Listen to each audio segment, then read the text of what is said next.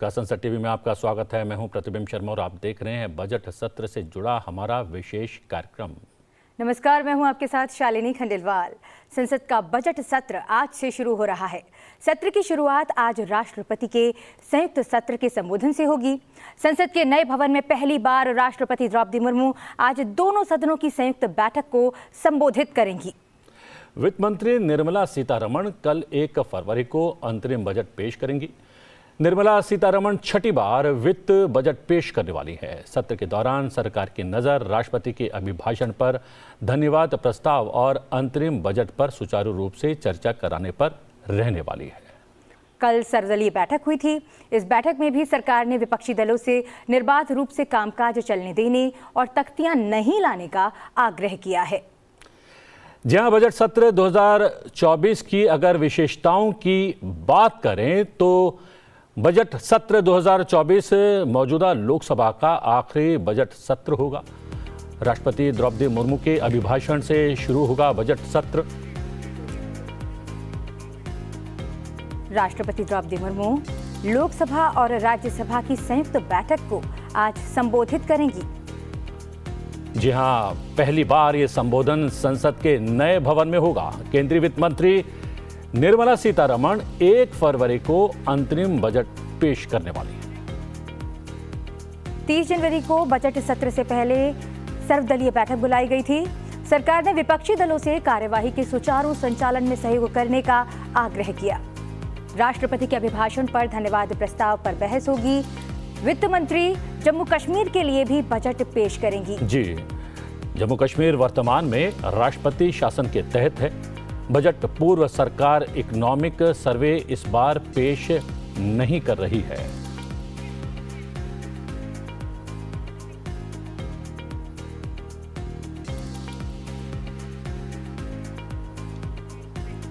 Vote on account budget के कारण economic survey नहीं, इकोनॉमिक सर्वे के स्थान पर सरकार ने the Indian economy a review report पेश की है।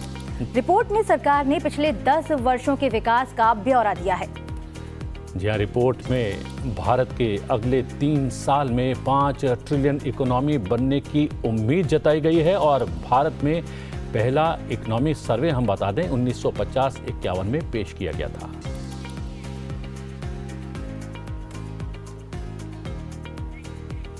उन्नीस तक देश का इकोनॉमिक सर्वे और आम बजट एक साथ पेश किया जाता था।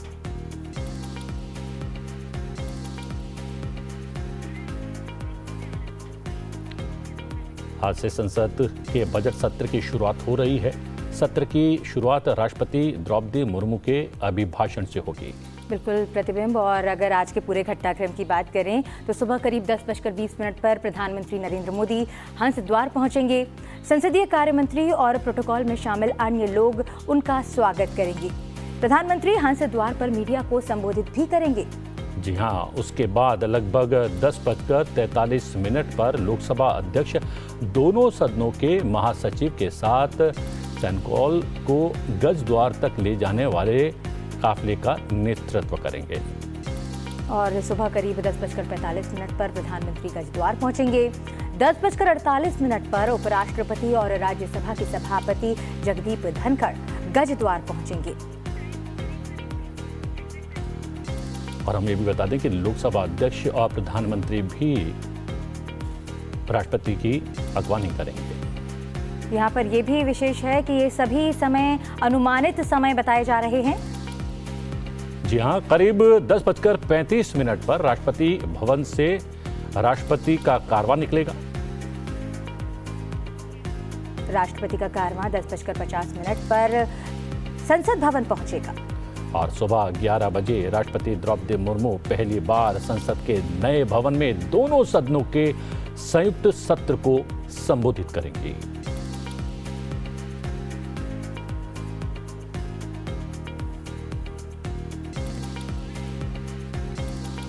और शालिनी, सबसे बड़ी बात यह है कि इससे पहले प्रधानमंत्री नरेंद्र मोदी करीब 10:15 बजे बजट सत्र के पहले दिन संसद भवन के हंस द्वार पर मीडिया को संबोधित करेंगे। और इससे पहले संसद भवन का जो पुराना भवन था उसके गेट नंबर 4 पर मीडिया से रूबरू होते आए हैं प्रधानमंत्री। बिल्कुल प्रतिबिंब, और हमारे जो संवाददाता हैं वो भी संसद भवन परिसर में मौजूद हैं और आज के पूरे घटनाक्रम पर इससे ज़्यादा और विस्तृत जानकारी देने के लिए उपलब्ध हैं। लेकिन उससे पहले प्रतिबिंब, लोकसभा अध्यक्ष ने आज ट्वीट किया है। बजट सत्र के शुरू होने से पहले लोकसभा अध्यक्ष ओम बिरला ने आज सुबह ट्वीट के माध्यम से सत्र की जानकारी दी है। जी हां, लोकसभा अध्यक्ष ने लिखा है कि संसद का बजट सत्र प्रातः 11 बजे माननीय राष्ट्रपति श्रीमती द्रौपदी मुर्मू जी के अभिभाषण से प्रारंभ होगा।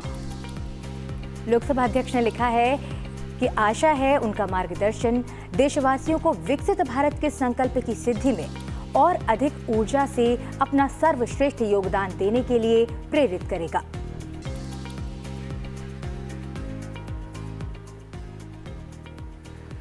जी हां, लगातार आज से लेकर 9 तारीख तक, जब तक ये बजट सत्र चलेगा, बजट सत्र से जुड़ी हुई हर एक गतिविधि आप तक पहुंचाने का हम लोग संसद टीवी के माध्यम से प्रयास करेंगे।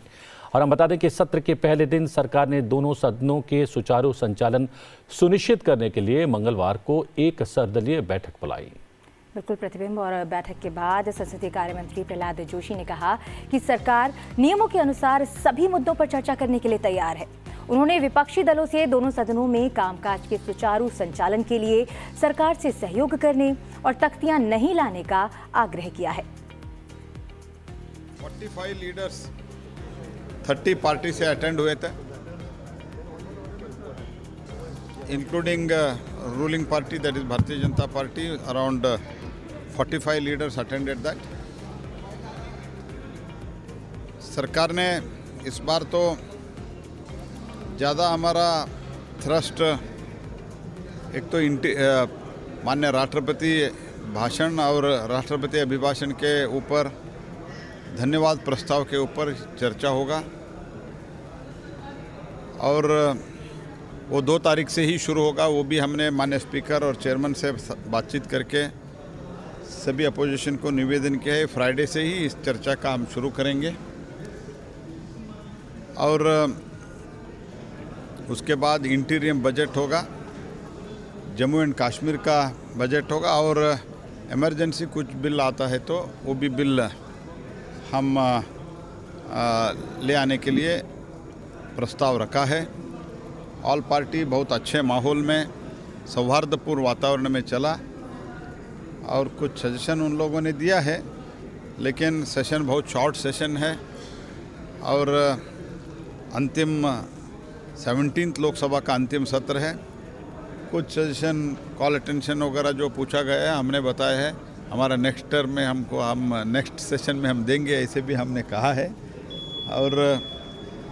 और इसके बावजूद भी ये भी कहा है, फिर भी तो 0 ओवर स्पेशल मेंशन में जो चर्चा स्पीकर और चेयरमैन अनुमति देगा प्रोसीजर के आधार पर, रूल्स के आधार पर, वो चर्चा के लिए सरकार तैयार है। सभी मुद्दे पर चर्चा के लिए सरकार तैयार है, लेकिन सुचारू रूप से सदन चलना है। हमने ये भी निवेदन किया है कि कृपया जो प्लेकार्ड लेके, तट्टिया लेके अंदर नहीं आना चाहिए सर्वसम्मति से।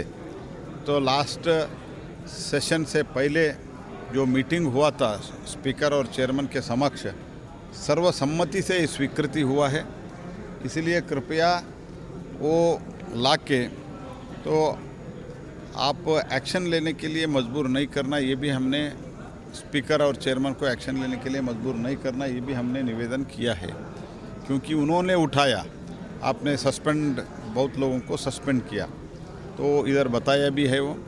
तो सस्पेंशन इसीलिए हुआ था कि ये लोग जो अपोजिशन के पार्टी का है, इन्होंने despite the decision, unanimous decision in front of speaker and chairman, they came with the placards and they disturbed the house. हमने ये रिक्वेस्ट किया है, ऐसे नहीं होना चाहिए। इस टर्म का अंतिम सत्र है, हम सब मिलकर अच्छा चर्चा करेंगे, ये हमने निवेदन किया है। सर, क्या जितने मेंबर सस्पेंड हुए थे सबका वापस हो जाएगा। यहाँ तक मैं स्पीकर से बात किया हूँ, चेयरमैन से बात किया हूँ, हमने निवेदन भी किया है सरकार के तरफ से, हमने निवेदन भी किया है सबको। सस्पेंशन ऐसे तो reminder part of the session था, कुछ लोगों को प्रिविलेज कमेटी वगैरह में भेजा गया था, लेकिन वो भी हमने स्पीकर और चेयरमैन से, सरकार से निवेदन किया है कि सरकार के तरफ से तो हमारा विषय, क्योंकि ये तो अधिकार क्षेत्र स्पीकर और चेयरमैन का आता है, तो इसलिए हम दोनों चेयरमैन और स्पीकर को हमने निवेदन किया है संबंधित प्रिविलेज कमेटी से बातचीत करके उनको सभी जो सस्पेंडेड एमपीज तो अंदर आ ही गए हैं, लेकिन जो प्रिविलेज कमेटी को भेजा गया है उनको वापस सस्पेंशन विथड्रॉ करके अंदर लेने के लिए, सदन में आने के लिए मौका देने के लिए हमने विनती किया है, वो दोनों ने स्वीकारा है। यहाँ हम बता दें कि संसदीय कार्य मंत्री ने बताया कि 10 दिनों की अवधि में कुल 8 बैठकें होने वाली हैं। संसद बुधवार 31 जनवरी यानी कि आज से शुरू होगी और सरकारी कामकाज की आवश्यकताओं के अधीन सत्र शुक्रवार 9 फरवरी 2024 को समाप्त हो सकता है।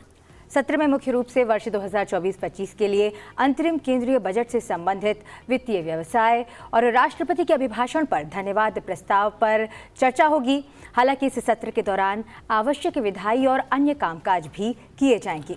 जी हां, इसके अलावा उन्होंने ये भी बताया कि केंद्र सरकार के संबंध में वर्ष 2023-24 के लिए अनुदान की अनुपूरक मांगों पर चर्चा और मतदान किया जाएगा। वित्तीय वर्ष 2023-24 के लिए केंद्र शासित प्रदेश जम्मू और कश्मीर के अनुदान की अनुपूरक मांगों के साथ साथ 2024-25 के लिए केंद्र शासित प्रदेश जम्मू और कश्मीर के अंतरिम बजट पर प्रस्तुति और चर्चा भी की जाएगी और मतदान किया जाएगा। जी हां, सीधा रुख करेंगे अपने सहयोगी पवन शर्मा का। पवन संसद भवन के मुहाने पर इस वक्त मौजूद हैं। एक नई सुबह पवन और एक नया सत्र, लेकिन ये सत्र थोड़ा सा छोटा है, कॉम्पैक्ट है, क्या है पूरी जानकारी?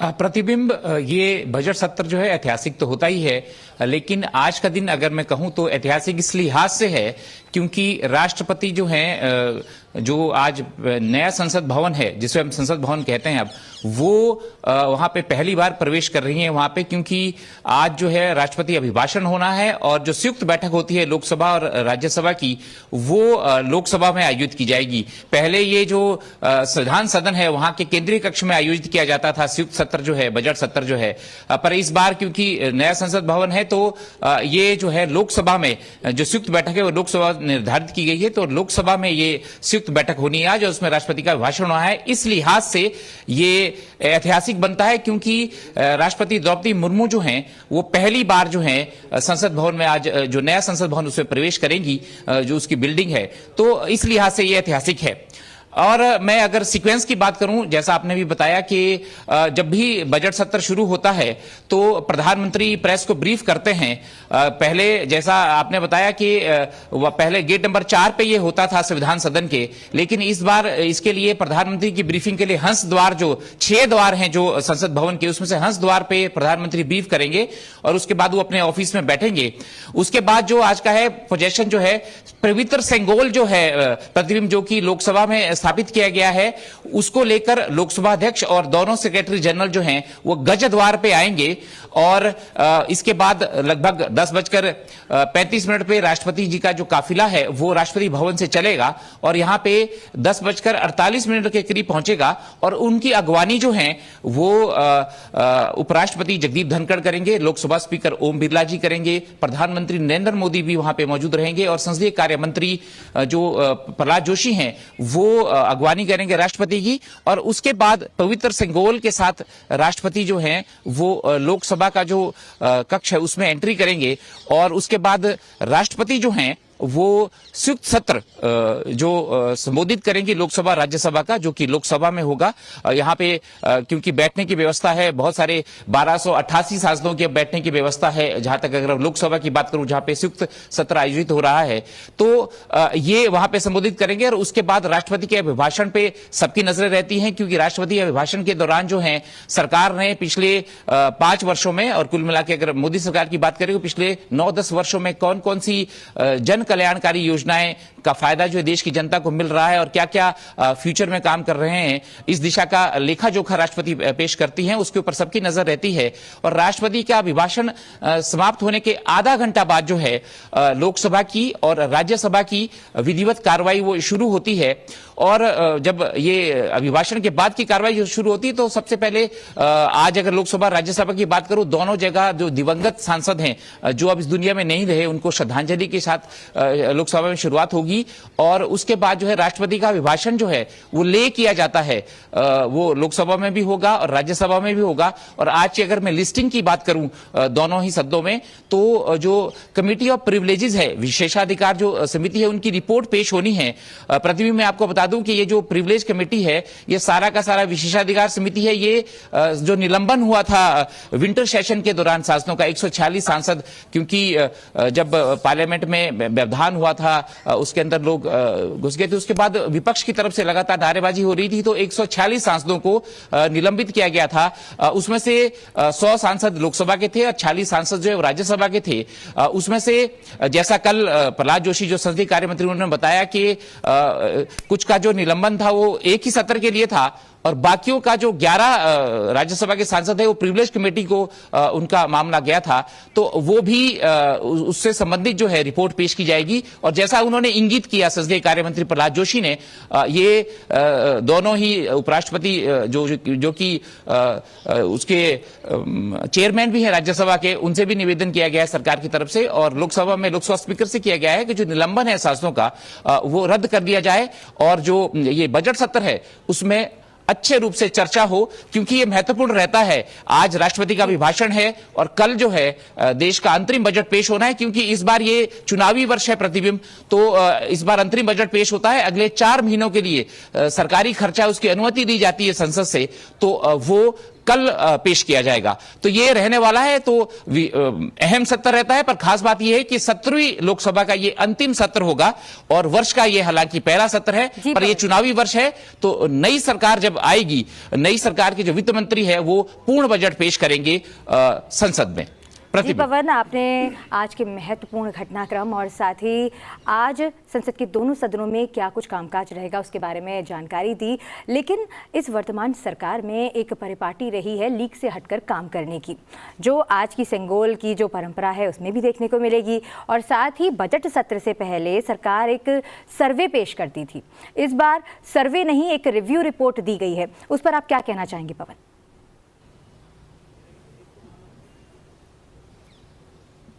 शालिनी, क्योंकि ये चुनावी वर्ष है और सरकार अंतरिम बजट पेश करती है, तो इस लिहाज से इस बार जो है इकोनॉमिक सर्वे आता था और वो बजट से पहले आता था, पर इस बार द इकोनॉमिक रिव्यू रिपोर्ट पेश की गई सरकार से पहले ही, वो देश के सामने है। उसमें जो बड़ी बातें कही गई है इस रिपोर्ट में, वो कि ये कहा गया है कि अगले 3 वर्षों में भारत जो है 5 ट्रिलियन की इकोनॉमी हो जाएगी और 2030 तक भारत जो है 7 ट्रिलियन की इकोनॉमी हो जाएगी। ये बहुत बड़ी बात है, क्योंकि वर्तमान में भारत जो है दुनिया की 5वीं अर्थव्यवस्था है शालिनी, तो इस लिहाज से ये बड़ी बात है। और ये ऐसा क्यों हो रहा है, विकास दर भी 7% के करीब रहने वाली है, ऐसा उसमें इंगित किया गया है रिपोर्ट में। तो ये बड़ी बातें हैं, क्योंकि भारत लगातार, भारत में इंफ्रास्ट्रक्चर के लेवल पर बहुत विकास कार्य हुए हैं पिछले 10 वर्षों में, और ये सभी जो चाहे वर्ल्ड रिपोर्ट हो, चाहे आरबीआई की रिपोर्ट हो, चाहे एसबीआई की रिपोर्ट हो, चाहे वर्ल्ड की जितनी भी इकोनॉमिक एजेंसी है उनकी बात हो, सभी ने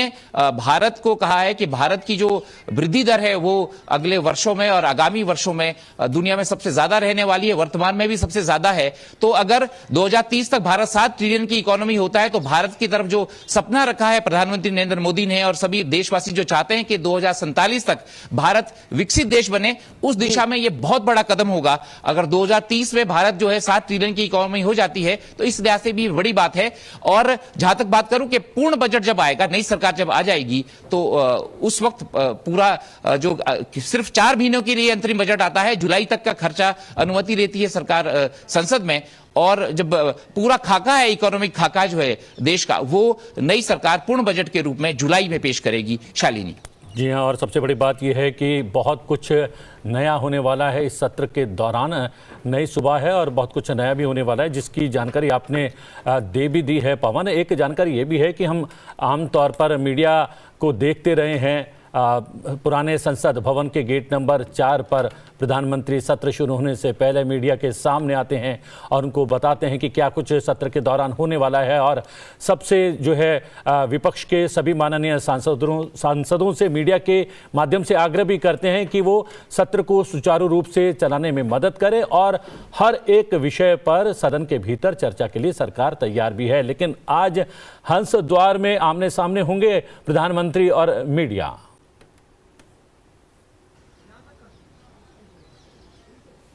बिल्कुल बिल्कुल प्रतिबिंब ये, क्योंकि वर्षों से हम जो मीडिया से जुड़े हुए लोग हैं, चाहे देश की जनता है, वो लगातार देखा ये जो पुराना संसद भवन है जिसे अब संविधान सदन हम कहते हैं, वहां के गेट नंबर 4 पे गहमा गहमी रहती थी। जब भी सत्र शुरू होता है तो प्रधानमंत्री प्रेस ब्रीफिंग करते हैं। जो अब संसद भवन है हमारा, जो कि नई बिल्डिंग है, उसमें बजट सत्र पहली बार आयोजन हो रहा है और प्रधानमंत्री के लिए ब्रीफिंग के लिए जो तय किया गया द्वार वो हंस द्वार है। 6 द्वार हैं नए संसद भवन में प्रतिबिंब, जैसा हम सभी जानते हैं। उसमें से हंस द्वार से ब्रीफिंग है और जो वीआईपी की एंट्री है वो गज द्वार से होती है। जैसा हम बता रहे कि राष्ट्रपति का जो पोजीशन है पूरा, सभी लोग जो है वो गज द्वार से प्रवेश करेंगे लोकसभा की तरफ को। तो हंस द्वार अब महत्वपूर्ण होने वाला है आगामी वर्षों में। अब तक गेट नंबर 4 हुआ करता था, देश की नजरें वहां भी रहती थी, वो जितने भी विजुअल थे वो सभी हमारी नजरों में बैठ गए, क्योंकि वर्षों वर्ष से, बहुत वर्षों से वो हंस पे ब्रीफिंग होती थी, प्रेस ब्रीफिंग होती थी। इस बार नया है ये कि हंस द्वार से प्रधानमंत्री पहली बार देश को बजट सत्र में संबोधित करेंगे, कहेंगे भी। और क्योंकि वो, जैसा आपने कहा कि अपील करते हैं प्रधानमंत्री के सुचारू रूप से संसद चले, संसद के दोनों सदनों में जन कल्याणकारी चीजें हो, बिल पास हो, क्योंकि बजट सत्र है तो अंतरिम बजट इस बार है, अंतरिम बजट पे अच्छे से चर्चा हो। राष्ट्रपति अभिभाषण पे धन्यवाद प्रस्ताव होता है, उस पर सभी पार्टियों के जो नेता हैं वो अपनी बातें रखते हैं। राष्ट्रपति जो सरकार का लेखा जोखा रखती हैं उसके ऊपर अपनी टिप्पणी सभी जो पार्टियां रखती हैं। तो ये परिपाटी है और परंपरा है, भारत की समृद्ध परंपरा है, और उसमें प्रधानमंत्री अपील करते हैं। तो इस लिहाज से हाँ, ये नया ये है कि पहली बार प्रधानमंत्री हंस द्वार से बात करेंगे और राष्ट्रपति भी पहली बार पहुंच रही हैं। इस लिहाज से ये ऐतिहासिक मौका होता है। हालांकि ये 17वीं जो लोकसभा है उसका अंतिम सत्र है, परंतु वर्ष का पहला सत्र है जिसको हम बजट सत्र कहते हैं। प्रतिबिंब जी पवन, और आपने आज के इस महत्वपूर्ण घटनाक्रम के बारे में बताया ही, और आज संसद भवन परिसर में जो चीज़ें पहली बार होने जा रही हैं, जो ऐतिहासिक जो पल हैं उनके बारे में आपने बताया, और इन सभी पलों के बारे में हम ताज़ा तरीन जानकारी आपसे लेते रहेंगे। आप बने रहिए संसद भवन परिसर में। और हमारे साथ स्टूडियो में जुड़ गए हैं हमारे 2 विशेष मेहमान, सुजीत कुमार जी जो राज्यसभा सांसद हैं बीजेडी से, और साथ ही जुड़ रहे हैं डॉक्टर अनिल अग्रवाल जो राज्यसभा सांसद हैं बीजेपी से। बहुत बहुत स्वागत है आपका संसद टीवी में। जी अनिल जी, यहाँ पर परंपरा की बात चल रही है और बजट सत्र को लेकर बहुत सारी परंपराओं का निर्वाह हो भी रहा है। हलवा बना है और हलवा खाने के पश्चात कुछ अधिकारी कर्मचारी जो हैं एक कमरे में तैयारी कर रहे हैं पूरे बजट को लेकर। लेकिन हम देख रहे हैं कि ये सरकार थोड़ा सा नई परंपराओं को जोड़ने में भी कहीं ना कहीं सिद्धहस्त है, और एक परंपरा जुड़ रही है कि इकोनॉमिक सर्वे ना आकर एक विशेष रिपोर्ट कहीं ना कहीं पेश की गई है। ये नई परंपरा पर आपको किस तरीके से देखते हैं आप? देखिए, माननीय प्रधानमंत्री जी के नेतृत्व में निरंतर भारत आर्थिक दृष्टि से प्रगति कर रहा है और हम विश्व की आज 5वीं बड़ी अर्थव्यवस्था है, जो शीघ्र तीसरी बड़ी अर्थव्यवस्था, 3 बड़ी। संभवतः आपकी आवाज़ नहीं जा रही है, तकनीकी वजह है। सुजीत जी, जो मैंने प्रश्न अनिल जी से पूछा है, ये जो नई परंपरा है वो कितनी महत्वपूर्ण है और इसकी आवश्यकता क्यों पड़ी है? देखिए, जैसे आपने बताया, ये सरकार की खासियत है कि नई नई चीज़ें ये देश के सामने लाते हैं। जैसे सिंगल के साथ आज महामहिम राष्ट्रपति जी का स्वागत किया जाएगा, और आज एक ऐतिहासिक दिन भी है। नए संसद भवन में महामहिम राष्ट्रपति जी पहली बार संयुक्त सत्र का संबोधन करेंगे। और ये जो इकोनॉमिक सर्वे के बजाय जो एक आर्थिक स्पेशल रिपोर्ट आज देश के सामने प्रस्तुत किया गया है, इसको मैं बहुत हट के नहीं देख रहा हूँ। क्योंकि देखिए, जैसे मेरे साथी अनिल जी भी बता रहे थे, आज पिछले 10 साल में हम लोग देखेंगे, 2014 में भारत विश्व का 10वीं बड़ी अर्थव्यवस्था थी, आज 5वीं बड़ी अर्थव्यवस्था हो चुकी है। उस समय हमारी जो आर्थिक जो जीडीपी जो थी वो $2 ट्रिलियन से भी कम थी, आज $4 ट्रिलियन हो चुकी है, और 1-2 साल में हम लोग $5 ट्रिलियन इकोनॉमी बन जाएंगे, 2030 तक $7 ट्रिलियन इकोनॉमी बन जाएंगे। तो ये जो रिपोर्ट है ये देश के सामने यही सब प्रस्तुत करता है कि कैसे 2047 तक हम लोग जो अभी जो विकसित भारत का जो सपना है प्रधानमंत्री जी का, वो सब देश के सामने कैसे देश को पता चले, देशवासियों को बताया जाए, यही ये विशेष रिपोर्ट का मकसद है। और एक जो अभी डिजिटाइजेशन पे काफ़ी फोकस है, तो ये विशेष रिपोर्ट में भी डिजिटाइजेशन पे बहुत ज़्यादा इसमें फोकस किया गया है। अभी हम लोग digital economy, world's digital economy के रूप से हम लोग जाने जा रहे हैं। आज $1 ट्रिलियन डिजिटल इकोनॉमी की बात हो रही है, जो 20% हमारी जो अर्थव्यवस्था है उसकी कम से कम 20% हो जाएगी। तो ये विशेष जो रिपोर्ट है, ये मेरे ख्याल से ये जो सर्वे था, इकोनॉमिक सर्वे जो बजट से पहले आता था, इससे बेहतर है, क्योंकि लोगों को पता चलना चाहिए कि देश की अर्थव्यवस्था क्या है, जो इन्फ्लेशन कहते हैं, अनएम्प्लॉयमेंट कहते हैं, इसकी स्थिति क्या है, और आगे चल के जो विजन है, सरकार की जो विजन है, इसको भी देश को बताया जाता है। जी शालिनी, पूरी रिपोर्ट में क्या कुछ महत्वपूर्ण बिंदु हैं, उस पर एक बार से नजर डाल लेते हैं। बिल्कुल प्रतिबिंब, the Indian economy review report और इसकी समीक्षा में कुछ मुख्य बातें कही गई हैं। समीक्षा में कहा गया है कि आज महामारी, असंतुलन और टूटे वित्तीय क्षेत्र वाली अर्थव्यवस्था विरासत में मिलने के बावजूद $3.7 ट्रिलियन की जीडीपी के साथ 5वीं सबसे बड़ी इकोनॉमी बन गया है भारत।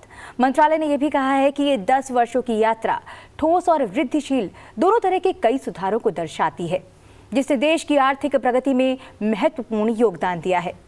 अगले 3 वर्षों में तीसरी सबसे बड़ी इकोनॉमी बनने की उम्मीद भी जताई गई है।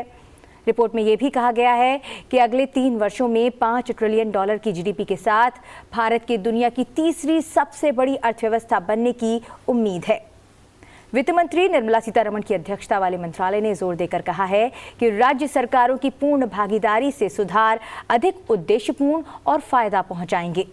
रिपोर्ट में कहा गया है कि घरेलू मांग की ताकत ने पिछले 3 वर्षों में अर्थव्यवस्था को 7% से ज्यादा के ग्रोथ रेट पर पहुंचा दिया है।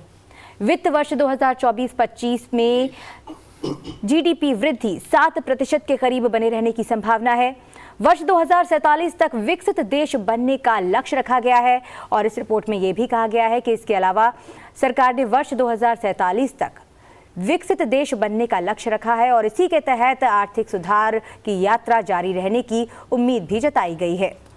सुजीत जी, सबसे महत्वपूर्ण बात ये है जो ये रिपोर्ट आई है, और अन्य जो एजेंसीज भी जो हैं रिपोर्ट उन्होंने पेश की है, न केवल इस पूरे वित्त वर्ष की बल्कि अगले वित्त वर्ष में भी भारत की आर्थिक प्रगति और आर्थिक यात्रा किस दौर से गुजरने वाली है। उसमें ये कहा गया है कि 7% ओवरऑल कह सकते हैं इस पूरे वित्त वर्ष में हमारी जो है ग्रोथ देखने को मिली है। अगले वर्ष भी 7% रहने की संभावना है, जबकि पूरा वैश्विक परिदृश्य जो है बहुत विकट स्थिति को दर्शा रहा है, और वैश्विक ग्रोथ 2-2.5% के आसपास रहने वाली है।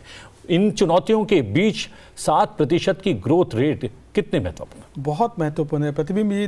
जैसे आपने बताया, ये वित्त वर्ष 23-24 में अभी भारत का जो अभिवृद्धि है ये 7.3% होने का लक्ष्य है, और जो आगे चल के 2030 तक करीबन 6.5 से 7% हर साल इसकी वृद्धि होगी।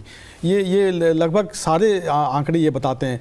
वर्ल्ड बैंक मान लीजिए, IMF मान लीजिए, सारे आंकड़े यही बता रहे हैं कि 2030 तक हम लोग 7% करीबन हर साल वृद्धि करेंगे, जिससे हम लोग $7 ट्रिलियन इकोनॉमी बनने की बात है।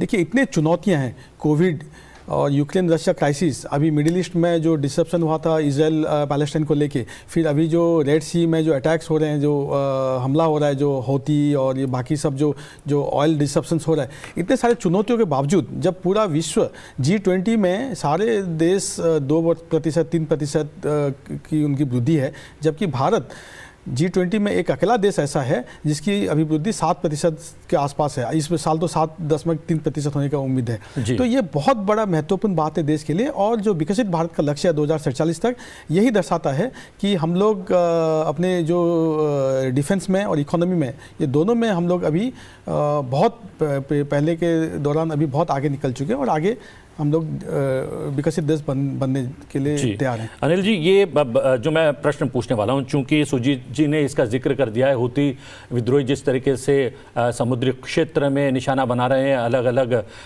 जो है समुद्री जहाज़ों को, व्यापारिक और वाणिज्यिक जहाज़ों को, वहाँ पर भी भारत अपनी शक्ति का प्रदर्शन करने से चूक नहीं रहा है। अलग अलग देशों के वाणिज्यिक और जो आर्थिक रूप से जुड़े हुए जहाज़ हैं, पानी के जहाज़ हैं, उनको बचा रहा है, उनको सुरक्षा कवच प्रदान कर रहा है।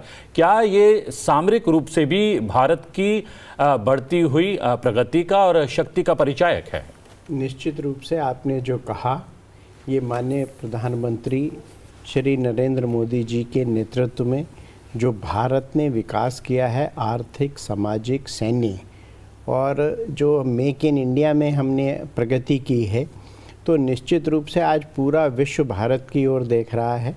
और माननीय प्रधानमंत्री जी की जो नीति है, देश की जो नीति है वसुधैव कुटुंबकम, उसका भी ये हमने एक परिलक्षण दिखाया है कि पूरे विश्व में जहाज दूसरे देशों के भी रहे तो भी हमने उनको सुरक्षा प्रदान की है, उनको बचाया है।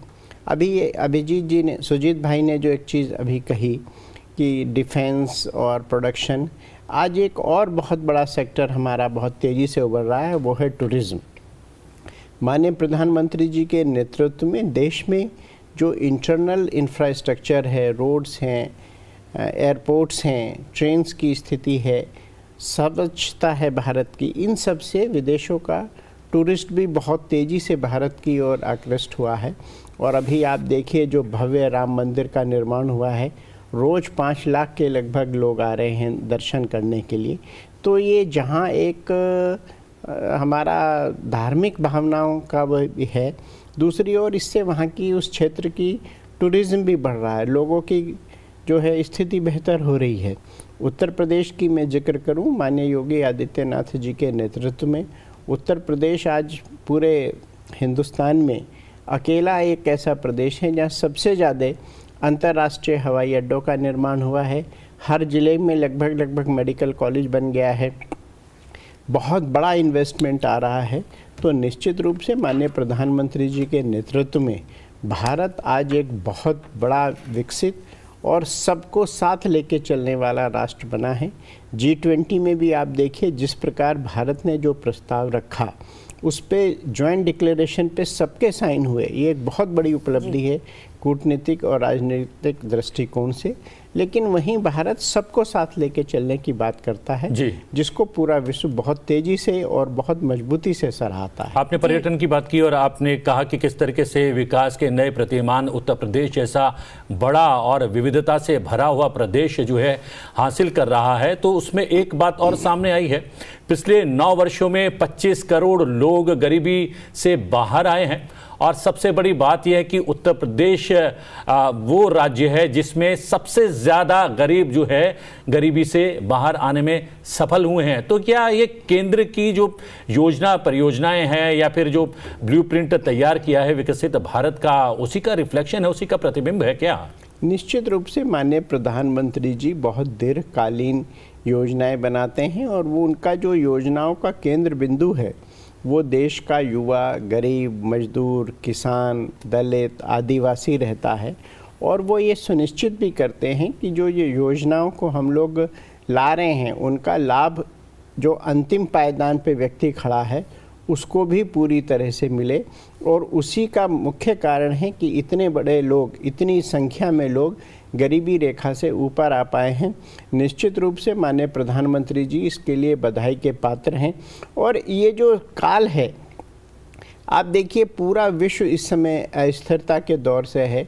रशिया यूक्रेन का युद्ध चल रहा है, उससे पहले आर्मीनिया अजरबैजान का युद्ध चला, इधर हुती, हमास, हिजबुल्ला, ये सब पूरा जो मिडिल ईस्ट है उसको डिस्टर्ब किए हुए हैं। अब तो ईरान और पाकिस्तान भी शुरू हो गया। यस, मैं वही कहने जा रहा हूँ कि ये हमारे चारों तरफ स्थितियाँ खराब हैं। बीच में श्रीलंका में किस प्रकार स्थितियाँ हुई, इस पूरे परिदृश्य में भी माननीय प्रधानमंत्री जी के कुशल नेतृत्व में भारत अपनी विकास यात्रा को न केवल कंटिन्यू कर पा रहा है और तेज़ी से बढ़ा रहा है। तो ये निश्चित रूप से माननीय प्रधानमंत्री जी इसके लिए बधाई के पात्र हैं। जी डॉक्टर अनिल, और हमने बात की कि अंतिम तबके तक विकास पहुंचे, वही विकास सफल माना जाता है। और जब बात करें ग्रामीण भारत की, तो सरकार प्रयास कर रही है कि ग्रामीण भारत भी सशक्त हो। इसके लिए विकसित भारत संकल्प यात्रा भी चलाई जा रही है, जिससे ये सुनिश्चित किया जा सके कि जो सरकार की योजनाएं हैं वो जन जन तक पहुंचे। आप सुजीत जी ग्रामीण विकास पर समिति के सदस्य रहे हैं, तो समिति इस तरीके में क्या कुछ सुझाव देती है, क्या कुछ एनालिसिस करती है, उस पर कुछ बताएं। मैं पहले था ग्रामीण विकास समिति का सदस्य, अभी नहीं हूँ, लेकिन पिछले बजट में भी जो 2023-24 का बजट एस्टिमेट था उसमें भी हमने देखा कि ग्रामीण भारत पे काफ़ी ज़्यादा फोकस था। आप ड्रिंकिंग वाटर पीने का पानी लीजिए, ग्रामीण जो रूरल हाउसिंग लीजिए या फिर रूरल रोड्स लीजिए, काफ़ी ज़्यादा फोकस था। तो ये बजट में भी इसका मुझे लग रहा है कि ये जो जारी रहेगा। हालांकि ये इंटरिम बजट है, लेकिन प्रधानमंत्री जी का हमेशा यही रहता है कि अंत्योदय, जो भी गवर्नमेंट के जो जितने सारे योजनाएं हैं ये आखिरी पायदान पे जो लोग खड़े हैं उनके पास कैसे पहुंचे। एक उदाहरण मैं देना चाहता हूं, जो PVTG है, पर्टिकुलरली वल्नरेबल ट्राइबल ग्रुप्स, इन पे कभी भी कोई सरकार इसमें ज़्यादा फोकस नहीं किया था। 2015 में उड़ीसा सरकार इनके लिए देश में पहला राज्य था जो इनके लिए कार्यक्रम शुरू किया, और क्योंकि उड़ीसा में सबसे ज़्यादा 13 PVTGs हैं। और इसके बाद अभी 2022-23 बजट में वित्त मंत्री जी ने करीबन 35,000 करोड़ रुपए PVTG ग्रुप्स के लिए अभी अनुदान का ये किया था, प्रावधान किया था पिछले बजट में। तो ये दर्शाता है कि ये सरकार गरीबों के लिए और जैसे आदिवासियों के लिए, अनिल भाई ने जैसे बताया, इनके लिए है। और यही ग्रामीण विकास से ही भारत का विकास होगा। अगर हम लोग विकसित भारत का बात करते हैं 2047 तक, तो सिर्फ दिल्ली, मुंबई, बेंगलोर, भुवनेश्वर जैसे शहरों के विकास करने से नहीं होगा। देखिए अभी हमारा कैपिटल एक्सपेंडिचर पिछले साल 10 लाख करोड़ रुपया था जो इंफ्रास्ट्रक्चर के लिए। तो इंफ्रास्ट्रक्चर आप बुलेट ट्रेन कर सकते हैं, आप वर्ल्ड क्लास हाईवेज कर सकते हैं, लेकिन जब तक कालाहांडी का विकास नहीं होगा, जब तक कोकराझार का विकास नहीं होगा, जब तक काकीनाडा का विकास नहीं होगा, तब तक भारत विकसित नहीं हो सकता। और सबसे बड़ी बात यह है कि मोटे अनाज को जो है अपने दिनचर्या में लागू करने की अपील प्रधानमंत्री लगातार करते आए हैं, और वैश्विक रूप से विश्व मोटा दिवस भी मनाया गया है।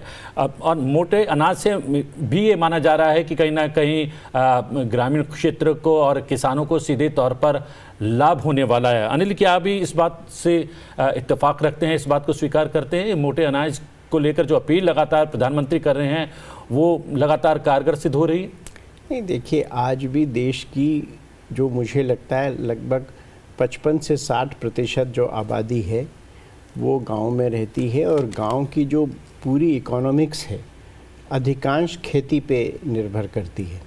माननीय प्रधानमंत्री जी के नेतृत्व में किसानों को, जो स्पेशली गरीब किसान हैं, उसे किसान सम्मान निधि दी गई है, जिससे उनको बहुत फ़ायदा हो रहा है।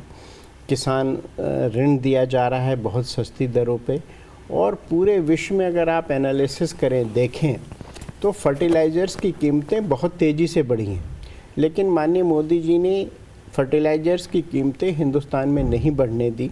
और ये सारी की सारी चीज़ें दिखाती हैं कि किस प्रकार से जो माननीय मोदी जी का लक्ष्य भारत को 2047 तक विकसित राष्ट्र बनाना, उसमें जो गांव की भूमिका है, किसान की भूमिका है, पिछड़े की भूमिका है, वो महत्वपूर्ण होने जा रही है। और उसको माननीय मोदी जी पूरी तरह से सशक्त कर रहे हैं। उनको पूरा का पूरा इंफ्रास्ट्रक्चर प्रोवाइड किया जा रहा है। अब देखिए उनको स्वनिधि के माध्यम से सेल्फ हेल्प ग्रुप तैयार किए जा रहे हैं, जिसमें कि लोग बहुत आगे आ रहे हैं। विश्वकर्मा योजना से हम जितने हमारे आर्टिजन्स हैं, जितने मजदूर भाई हैं, मेसन हैं, उन सबको सशक्त किया जा रहा है। और स्किलिंग के माध्यम से जो स्किल डेवलपमेंट प्रोग्राम है, उसके माध्यम से जो हमारी लेबर है उसको ट्रेन किया जा रहा है। और आज बहुत बड़ी संख्या में भारत से लोग विदेश में जा रहे हैं, और चूँकि उनको स्किल डेवलपमेंट सेंटर से सर्टिफिकेट है, तो जो मजदूरी पहले मिलती थी, जो उनको तनख्वाह मिलती थी, वो कई गुना बढ़ी है। तो ये सारी की सारी चीज़ें इस प्रकार की हैं जो देश को विकसित राष्ट्र बनाने में 2047 तक सहायक हो। आप बिल्कुल स्किल डॉक्टर फोर्स की अनिल। बात कर रहे हैं। स्किल फोर्स में एक बड़ी योजना जो है इस साल ही घोषित की गई है, विश्वकर्मा, प्रधानमंत्री विश्वकर्मा योजना। अलग अलग जो है हाथ के हमारे जो कारीगर हैं उनका मेरा वही अर्थ। जी जी जी। तो क्या उससे भी, क्योंकि ज्यादातर हमारे हाथ के कारीगरों का संबंध गाँव से और ग्रामीण परिवेश से रहता है, उससे भी गाँव को मजबूती मिलेगी क्या? निश्चित रूप से मिलेगी। मैंने देखा है अभी जो हमारी विकसित भारत संकल्प यात्रा थी, लगभग 2 महीने चली है, मैं उसमें कई बहुत सुदूर ग्रामीण क्षेत्रों में भी गया हूँ, दक्षिण में भी गया हूँ, मैं उत्तर प्रदेश का रहने वाला हूँ, वहाँ भी गया हूँ। लोगों में बड़ा उत्साह था। माननीय मोदी जी की गारंटी वाली गाड़ी आ रही है, लोग तैयारी करते थे, पूरे गांव में स्वच्छता अभियान चलाते थे। और उसमें जो सबसे अच्छी बात थी, बहुत सारे लोग जो ऑफिस तक जाने में, सरकारी दफ्तरों तक जाने में डरते थे, उनका ऑन द स्पॉट रजिस्ट्रेशन हुआ और उनको वहीं जो टूल्स हैं, ऋण है, उपलब्ध कराया गया। और लोगों में सरकार के प्रति बहुत ही एक पॉजिटिव जो है विश्वास जगा है। और उस पूरी यात्रा में लोगों को लगा कि माननीय मोदी जी के नेतृत्व में देश आगे बढ़ रहा है और वो उस आगे बढ़ने का हिस्सा है। जो सबसे महत्वपूर्ण बात है, जो बिल्कुल गरीब आदमी था उसे भी लगा कि मैं भी इस देश का हिस्सा हूँ, मेरी भी भागीदारी है इस देश को आगे बढ़ाने में। तो विकसित भारत संकल्प यात्रा का एक बड़ा अचीवमेंट रहा और बहुत सिस्टमेटिक तरीके से ये यात्रा चली। और जो हमारा उद्देश्य था, हमारे ग्रामीण परिवेश में जो लोग रह रहे हैं, हमारे कामगार भाई हैं, हमारी महिलाएं हैं, मातृशक्ति है, सबको इसका बड़ा लाभ मिला। बिल्कुल, ग्रामीण विकास से अगर हम बात करें तो सबसे ज़रूरी हो जाता है स्वास्थ्य। और जो हम बात करें थोड़ी देर पहले, मिलेट जहां हमारे ग्रामीण जो हमारे भाई हैं, जो समुदाय हैं, उनकी स्थिति को सशक्त बनाता है, वहीं कहीं ना कहीं हम सभी के स्वास्थ्य के लिए भी बहुत महत्वपूर्ण है मोटा अनाज। और इस मोटे अनाज को ग्रहण करने का प्रधानमंत्री नरेंद्र मोदी लगातार अलग अलग अवसरों पर कहते रहे हैं। उसके अलावा ये जो मोटा अनाज है वो हमारे स्वास्थ्य में भी महत्वपूर्ण है। स्वास्थ्य की अगर बात करें तो कोविड के दौर में हम सभी को स्वास्थ्य के प्रति जागरूक होने का एक संदेश मिला। और देश के स्वास्थ्य को मजबूत करने के लिए क्या कुछ किया जा रहा है, क्योंकि आप भी स्वास्थ्य पर एक समिति के सदस्य रहे हैं, तो स्वास्थ्य को लेकर देश में जो प्रगति हो रही है उस पर आप क्या कहना चाहेंगे? नहीं, देखिए, इसमें ओवरऑल काम हो रहा है। मेडिकल कॉलेजेस की संख्या बढ़ाई जा रही है जी। हमारा जो आयुष्मान कार्ड है, आयुष्मान कार्ड लोगों को प्रोवाइड किए जा रहे हैं। हमारी जो अपनी पद्धति है, आयुर्वेद की पद्धति है, सिद्धा की पद्धति है, उसके लिए काम किया जा रहा है। हमारी होम्योपैथी पे काम किया जा रहा है। और सबसे बड़ी बात, सीट्स बढ़ाई जा रही हैं मेडिकल इंफ्रास्ट्रक्चर के लिए, हॉस्पिटल्स बढ़ाए जा रहे हैं और लगभग हर जगह मेडिकल कॉलेज आ गया है। टेस्टिंग लैब्स बढ़ाई जा रही हैं। और एक जो माननीय प्रधानमंत्री जी के नेतृत्व में एक बहुत बड़ा काम हुआ, जन औषधि केंद्र खोले गए जगह जगह पे। जन औषधि केंद्र ने लोगों को बहुत आराम पहुंचाया है। जो लोग किसी वजह से दवाई खरीदने में अपने आप को दिक्कत में पाते थे, आज वो दवाइयों का खर्च उनका 1/10 रह गया है। कुछ जगह मतलब बहुत ही फ़ायदा हुआ है। और अब उन जन औषधि केंद्रों को बहुत तेज़ी से बढ़ाया जा रहा है। बिल्कुल। तो वो जन औषधि केंद्र और जो मेडिकल इंफ्रास्ट्रक्चर बढ़ाया गया है, हर जगह मेडिकल सीट्स बढ़ाई गई हैं, जो अपना आयुर्वेदिक हमारी है, योगा के माध्यम से लोग बहुत सशक्त हुए।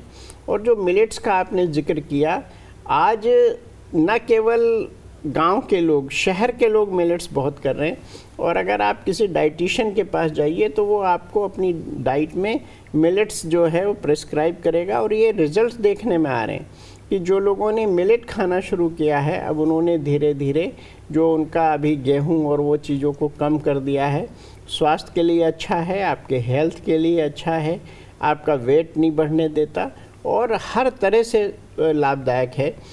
माननीय प्रधानमंत्री जी की जो सबसे बड़ी खूबी है, वो ऐसी चीज़ें बताते हैं जो आसान हों, सस्ती दरों पे उपलब्ध हों और आपके लिए हर प्रकार से लाभदायक हों। तो जब वो कोई बात कहते हैं तो पूरा देश उसको तुरंत स्वीकार कर लेता है। मिलेट्स के मामले में भी यही हुआ है।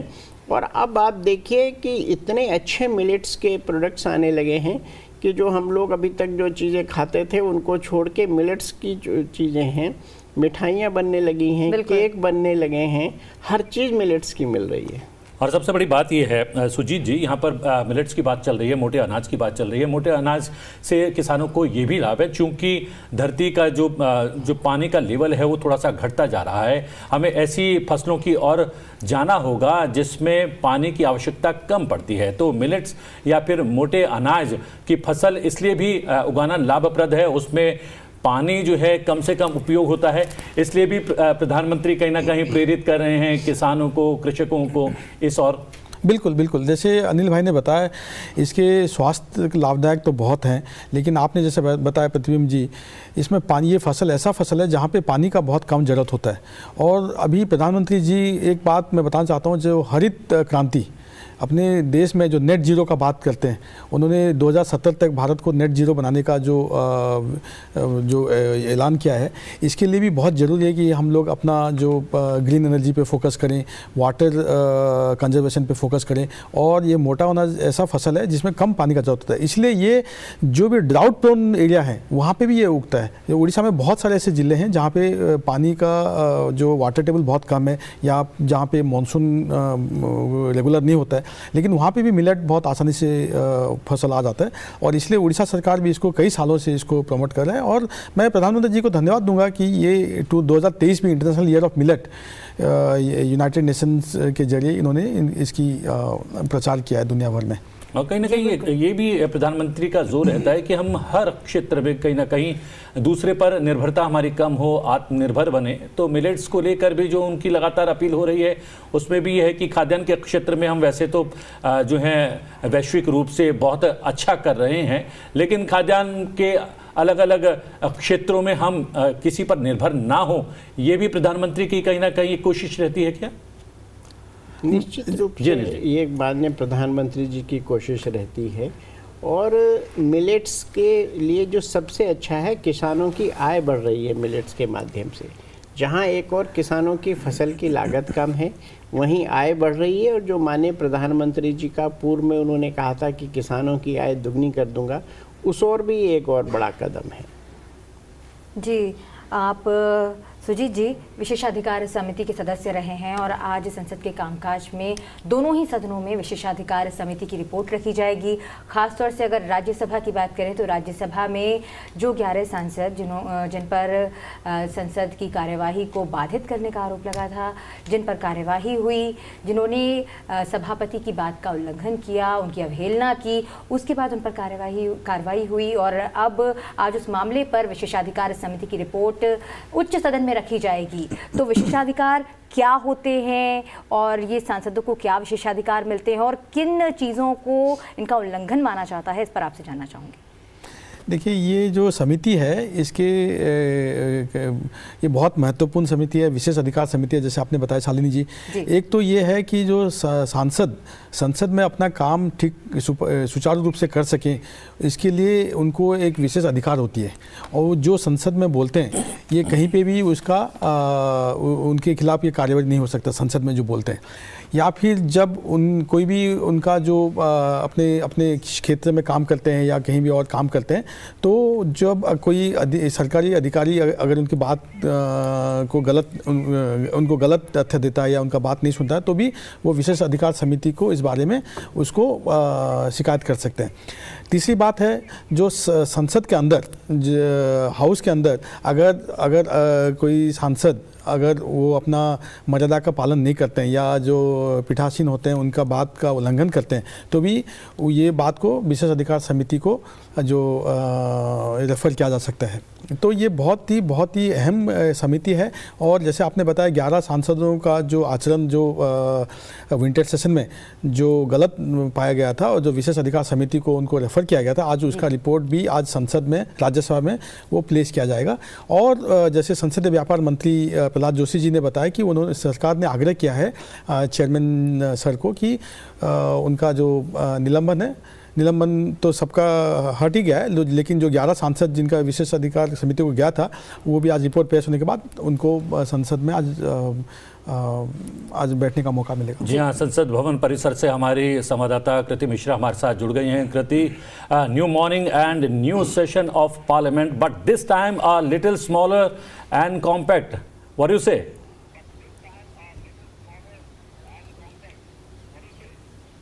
Well, absolutely, Pratibham. This is the beginning of new era, a very important day today as President will address both houses of Parliament. Remember, Article 87 of the Constitution provides 2 instances when President of India addresses the joint sitting of Parliament. In fact, today it is the first session of the new year, and this will be a very important session by Honourable President, because this will highlight the direction of government's agenda.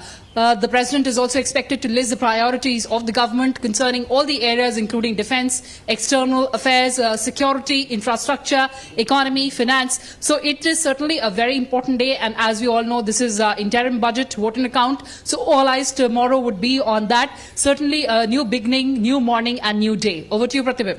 Yeah, President Draupadi Murmu is going to address both the houses in the new building of Parliament for the first time. Any information regarding this?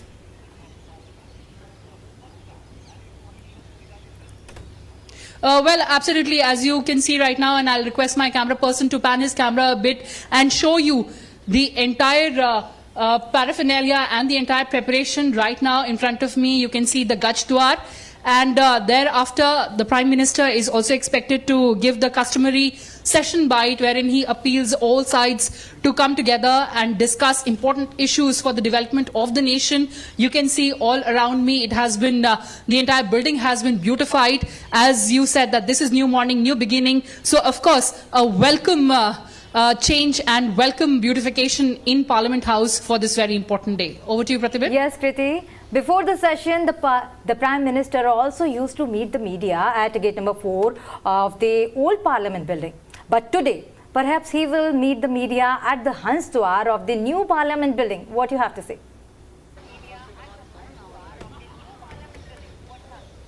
Well, absolutely. So earlier this practice was carried out in Samvidhan Sadan. Now this is of course the new Parliament House, and at Hans Dwar there will be a customary address by Prime Minister.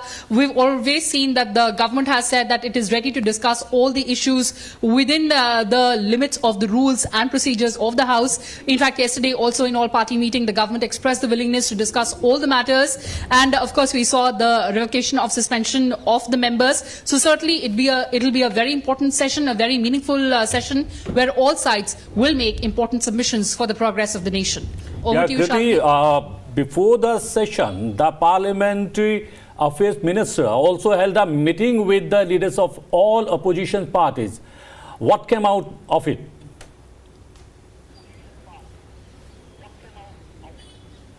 Well, absolutely. All the opposition parties and otherwise friendly parties as well, where in the customary meeting, the government reaches out to all the political parties across the political spectrum, expresses the willingness to discuss all the issues. In fact, yesterday also in the all-party meeting, we saw that the government agreed that it will discuss all the important issues within the framework of rules and procedures of the House. And in fact, yesterday also we saw a very important tweet on X coming by the Parliamentary Affairs Minister, wherein he said that all the members are welcome to join in and to attend the joint session of the Parliament, the President's address. So that is a very important symbol by the government, wherein it says that it was inclusive discussion on all the pertinent issues concerning the nation. Pratibha? Yes, Kriti. Economic survey is presented before the budget session, but this time the Finance Ministry has not released an economic survey, but a report. What should be interpreted from it?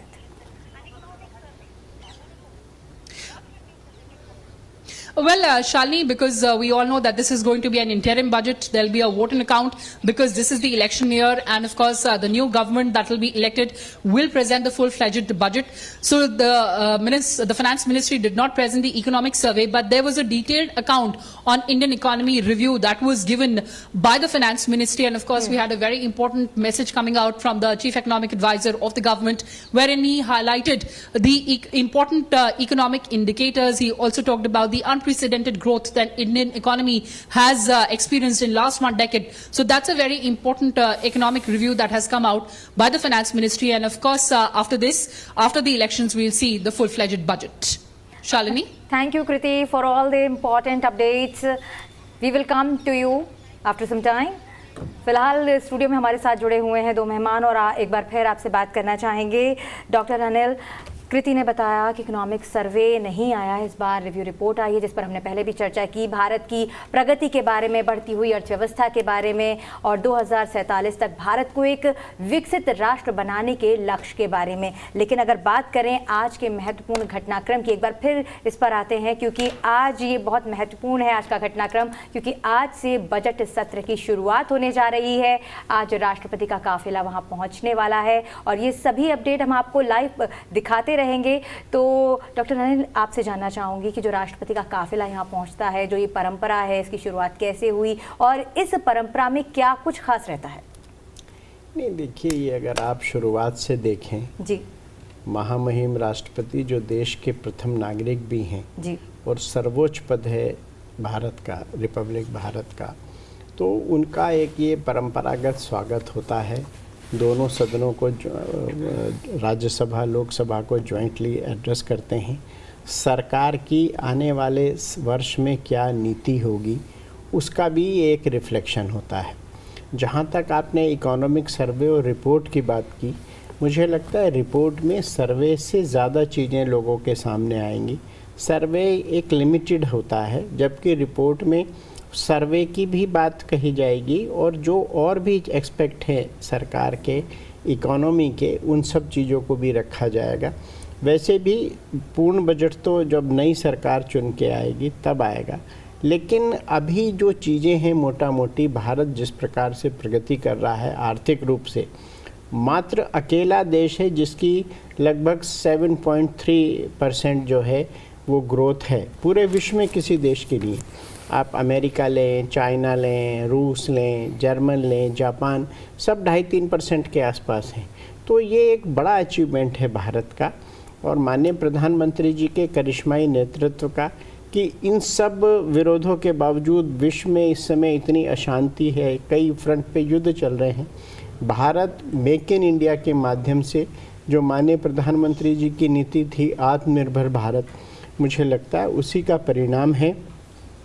इतने अच्छे results हमने प्राप्त किए हैं और ये माननीय मोदी जी के नेतृत्व में हम लोग आगे भी प्राप्त करते रहेंगे। और जो माननीय प्रधानमंत्री जी का संकल्प है विकसित भारत 2047 तक, उसको भी हम पूरा करने में सफल होंगे। सुजीत जी, बार बार बात आ रही है आत्मनिर्भर भारत बनाने की और हमने ये देखा कि बहुत सारी चीज़ों को लेकर लोग जो है नकारात्मक टिप्पणी करते हैं कि इसका बायकॉट कर दो, उसका बायकॉट कर दो, लेकिन प्रधानमंत्री कभी भी ऐसा नहीं कहते। उनका जब भी वक्तव्य होता है, अपील होती है, घोषणा होती है, वो हमेशा अपनी लकीर जो है बड़ी बनाने की और जो है प्रेरित करते हैं लोगों को। और कहीं ना कहीं ये प्रेरणा ही हमारी जो आर्थिक प्रगति में परिलक्षित भी हो रही है और इसके पीछे जो उनका वोकल फॉर लोकल का जो नारा है वो कहीं ना कहीं कारगर सिद्ध हो रहा है। और विशेषज्ञ ये मानते हैं कि हम जो आंतरिक रूप से हमारा जो आर्थिक चक्र है वो बहुत मजबूत है, इसीलिए वैश्विक रूप से अलग अलग देशों पर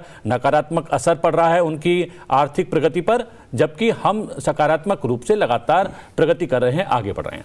बिल्कुल, देखिए, जो आत्मनिर्भर भारत का बात प्रधानमंत्री जी करते हैं, इसके कई सारे लक्ष्य हैं। एक तो जैसे देश की जो अर्थव्यवस्था है इसको मजबूत करने के, क्योंकि जो फॉरेन एक्सचेंज है, हम लोग जब बाहर से कोई इंपोर्ट करते हैं कोई चीज़, तो प्रीशियस जो हमारी फॉरेन एक्सचेंज जो है बहुत प्रीशियस है, तो ये बाहर जाता है, देश के बाहर जाता है।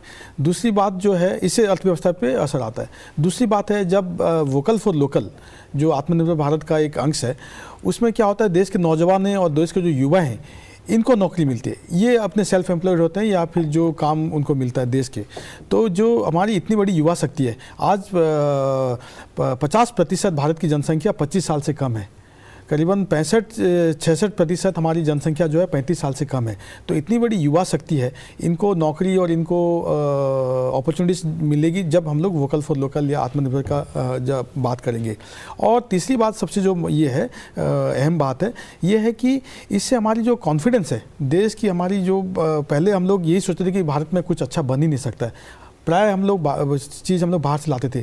डिफेंस का बात करूं तो हमारी 80% से ज़्यादा हमारी इंपोर्ट बाहर से होती थी, पर्टिकुलर रशिया से। आज वो घट के 55% आ चुका है। प्रधानमंत्री जी का लक्ष्य है कि आगे चल के वो 25-30% हो जाएगा। तो ये देश की सुरक्षा के लिए, देश की कॉन्फिडेंस के लिए, देश की अर्थव्यवस्था के लिए और हमारी जो नौजवान हैं, युवा हैं, इन सब के लिए ये बहुत महत्वपूर्ण है। जी अनिल जी, सबसे बड़ी बात ये है कि यहाँ पर तो आयात जो है आयुधों का